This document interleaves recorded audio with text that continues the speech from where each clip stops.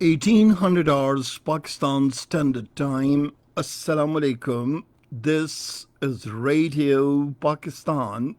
The news read by Daman Zaman. The headlines.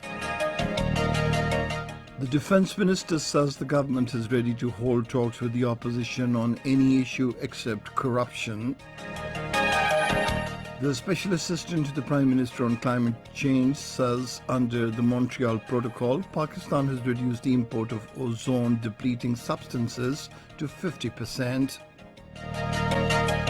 Clinical trials of the proposed COVID-19 vaccine produced by a well-acclaimed international company will be started in Pakistan from this week.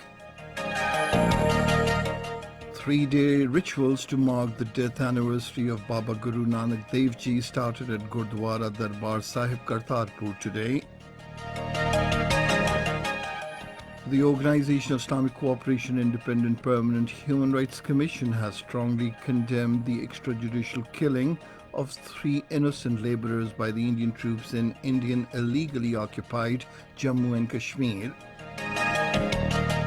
The United Nations Secretary General has expressed his inability to take any action on an American declaration to reimpose all United Nations sanctions on Iran.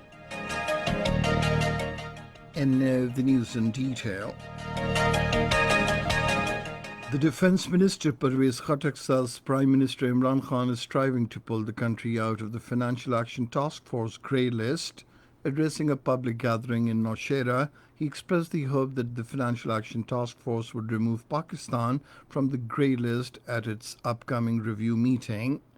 Parvez Khattak said the Financial Action Task Force is satisfied with Pakistan's efforts to crack down on terror funding and money laundering.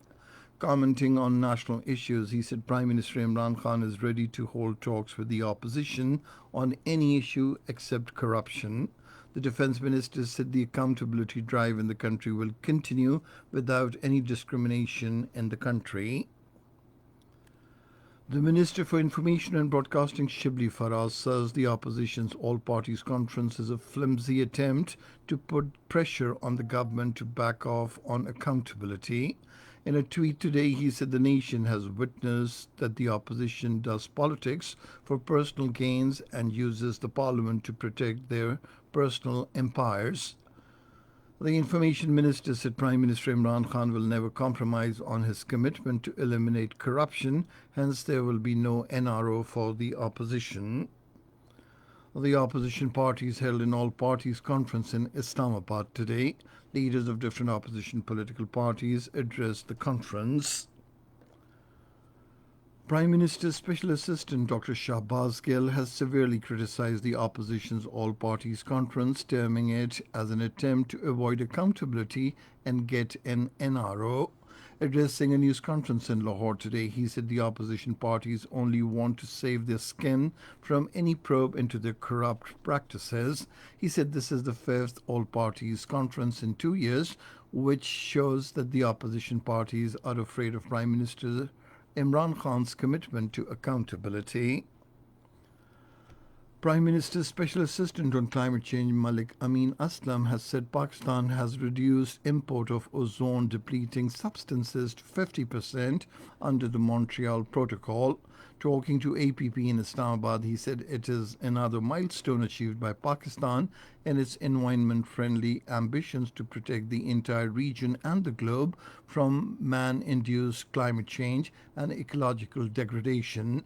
Malik Amin Aslam said Pakistan has surpassed its pledged target under the Montreal Protocol to contain 35% import of hydrochlorofluorocarbon, causing ozone layer to deplete.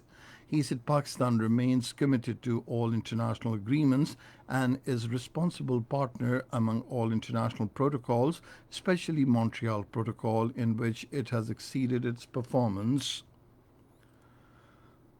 The chairman, China-Pakistan Economic Corridor Authority, Asim Salim Bajwa, says tenders for important section of M8 construction have been floated. In a tweet today, he said it will improve connectivity of Gawada Port, revolutionize socio-economic development of the region, and bring prosperity through addressing the long-term deprivation. The clinical trials of proposed COVID 19 vaccine produced by a well acclaimed international company will be started in Pakistan from this week. This was stated by the Chairman, Prime Minister's Task Force on Science and Technology, Dr. Ataur Rahman, while talking to APP in Islamabad. He said International Center for Chemical and Biological Sciences, based at the University of Karachi, has been approved for conducting clinical trials of the vaccine. Dr. Ataur Rahman said after successful completion of the trials, COVID 19 vaccine will be available in the country between the months of April and June next year. 640 new cases of coronavirus have surfaced in the country after the tests of 34,544 people over the last 24 hours.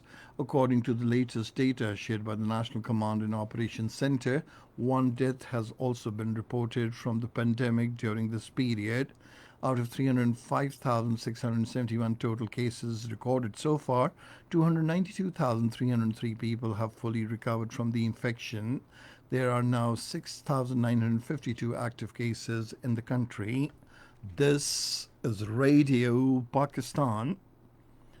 The 3 day rituals in connection with the death anniversary of Baba Guru Nanak Dev Ji started at Gurdwara Darbar Sahib Kartarpur today. Around 2,000 Sikh Yatris from Lahore, Nankana Sahib, Peshawar, and other districts of the country are participating in the event. Elaborate arrangements, including security accommodation and langar, have been ensured on the occasion. In the Indian illegally occupied Jammu and Kashmir, in order to speed up the process of issuing domicile certificates, the authorities have now given permission to a Naib Tehsildar in addition to Tehsildar to grant such certificates in the territory. According to Kashmir Media Service, this has been done by introducing amendment in the grant of domicile certificate procedure rules 2020. Kashmir watchers say India is doing all this only to change the demography of the Indian illegally occupied Jammu and Kashmir in the shortest possible time. The Jammu and Kashmir Youth Social Forum, at a meeting in Srinagar today, expressed serious concern of the unending bloodshed and harassment of the youth and frequent searches by the Indian forces in the occupied territory. The meeting was presided over by its vice chairman Ghulam Rasool Kallu. Hurriyat leader Zamruda Habib, in a statement in Srinagar, stressed the need for peaceful settlement of the Kashmir dispute. The Independent Permanent Human Rights Commission of the Organization of Islamic Cooperation has strongly condemned the extrajudicial killing of 3 innocent Kashmiri laborers by the Indian troops in Shupaiya district. The OIC rights body, in a Twitter message, said the admission of this heinous act by the Indian forces reinforced its repeated concerns on the intensity and frequency of such crimes committed by the Indian troops in the Indian illegally occupied Jammu and Kashmir with impunity. It urged the international community to establish a commission of inquiry under the United Nations to investigate the extrajudicial killings and grave human rights violations in the occupied territory. The president of Malaysia Consultative Council of Islamic Organization, Muhammad Azmi Abdul Hamid, in a statement in Kuala Lumpur, called upon the United Nations to halt the unabated brutalities by the Indian troops in Indian illegally occupied Kashmir. He deplored that the Kashmiri civilians were becoming victim of extrajudicial killings at the hands of the Indian occupational forces. The United States Special Representative for Afghanistan Reconciliation Zalmay Khalilzad has said the United Nations Security Council's statement on Afghanistan peace negotiations underscores the international commitment to Afghanistan's sovereignty, independence, territorial integrity, and national unity. In a tweet, Zalmay Khalilzad said this is a unique moment for Afghanistan and this unique opportunity must be seized. He said the United Nations Security Council statement supports the paths the parties are currently on. Earlier, in a statement, the United Nations Security Council, welcoming the start of Afghanistan peace negotiations, had appreciated the efforts of all regional and international partners of Afghanistan for facilitating intra-Afghan negotiations. The United Nations Secretary General Antonio Guterres has said he cannot take any action on an American declaration that all United Nations sanctions on Iran have been reimposed because there would appear to be uncertainty on the issue. In a letter to the United Nations Security Council, Antonio Guterres said it is not for the Secretary General to proceed as if no such uncertainty exists, referring to the pending clarification of the status of the Iran sanctions. Guterres said he would not take any action to provide any support in this context.